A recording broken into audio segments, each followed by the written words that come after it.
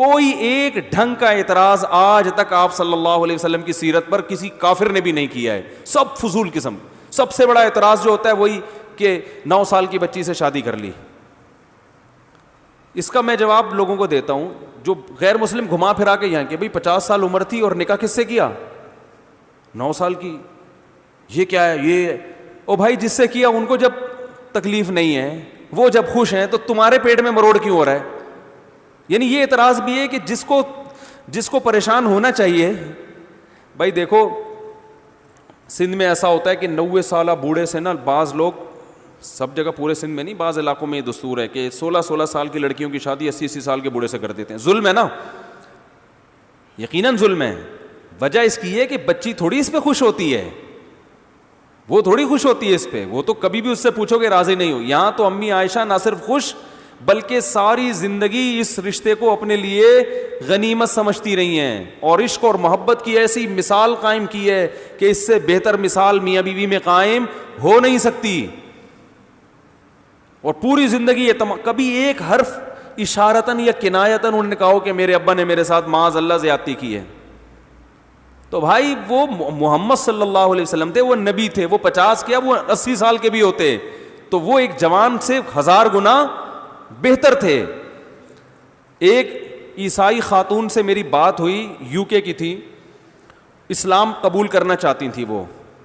وہ کہتی میرے پاس نبی صلی اللہ علیہ وسلم کی شخصیت کے بارے میں سارے کانسیپٹ کلیئر ہو گئے ہیں, مجھے اس اعتراض کا جواب سمجھ میں نہیں آ رہا کہ اتنی عمر میں ایک کم عمر بچی سے نکاح کیوں کیا, بس یہ سمجھ میں نہیں آ رہا. میں نے کہا آپ حضرت عیسیٰ کو پیغمبر مانتی ہیں؟ انہوں نے کہا ہاں. میں نے کہا آپ کی عمر ہوتی فار ایگزامپل 12 سال 13 سال, امی عائشہ 9 سال میں بالغ ہو گئی تھی, یہ ذہن میں رکھیں, اور 9 سال میں بلوغت ہو سکتی ہے. میڈیکل سائنس بھی اس بات کو مانتی ہے اور مشاہدہ بھی ہے, بعض لڑکیاں 9 سال میں بالغ ہو جاتی ہیں.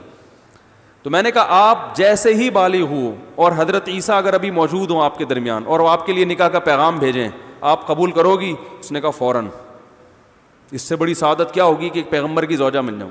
تو میں نے کہا حضرت عائشہ اور ان کے والد چونکہ نبی کو سچا نبی سمجھتے تھے, اور ہمارے ہاں محمد صلی اللہ علیہ وسلم کا مقام حضرت عیسیٰ سے زیادہ ہے, تو جو نہیں سمجھتے ان کو تو اعتراض ہوگا, جو سمجھتے ہیں ان کو اعتراض بولو بھائی نہیں ہوگا. تو وہ کہہ رہی میرا کانسیپٹ کلیئر ہو گیا, جواب سمجھ میں آ گیا مجھے. اب پتہ نہیں مسلمان ہوئی نہیں ہوئی, اللہ ہی جانے, اللہ کرے ہو گئی ہو ہی گئی ہوگی, جب خود ہی کہہ رہی ہے کہ ایک سوال رہ گیا تھا.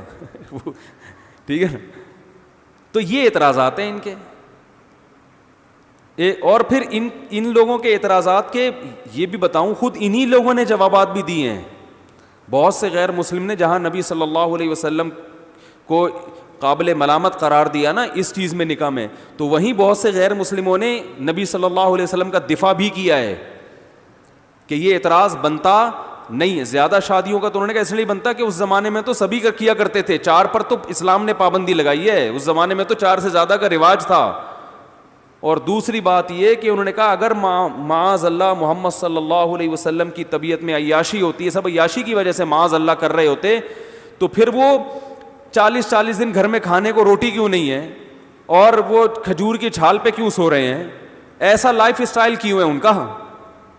جو عیاش ہوتا ہے صرف ایک چیز میں تھوڑی ہوتا ہے بھائی, ارے ہمارے بہت سے حکمران, سب نہیں, تو جو عیاش ہوتے ہیں تو صرف ایک فیلڈ میں عیاش ہوں گے. وہ عیاش آدمی تو ہر چیز میں ہوس رکھتا ہے, وہ تو چاہتا ہے کھانا بھی مطلب کا ملے اور لائف اسٹائل بھی لگژری ہو, گاڑی بھی بہترین ہو, بنگلہ بھی بہترین ہو. یہ کیسی عیاشی ہے کہ 40 دن کھانے کو نہیں روٹی, اور زوجات کہہ رہی ہیں, بیویاں کہہ رہی ہیں کہ کچھ راشن ڈالیں گھر میں, کچھ مال غنیمت دیں, تو آپ نے فرمایا اسی غربت میں رہنا ہے تو رہو, میں تو اسی فاقے میں زندگی گزاروں گا, ورنہ میں تمہیں طلاق کا اختیار دیتا ہوں, کہیں اور شادی کر لو. ہے نا سورہ احزاب میں, یا ایھا النبی قل لازواجک وبناتک ونساء المؤمنین, اے نبی اپنی بیویوں سے کہہ دیجئے ان کنتن تردن الحیات الدنیا وزینتہا فتعالینا, اے نبی اپنی بیویوں سے کہہ دیں کہ اگر تمہیں دنیا چاہیے, مال و دولت چاہیے, آؤ میں تمہیں پیسے دے کے رخصت کر دیتا ہوں, طلاق دے دیتا ہوں, پھر جہاں چاہو نکاح کرو عدت کے بعد.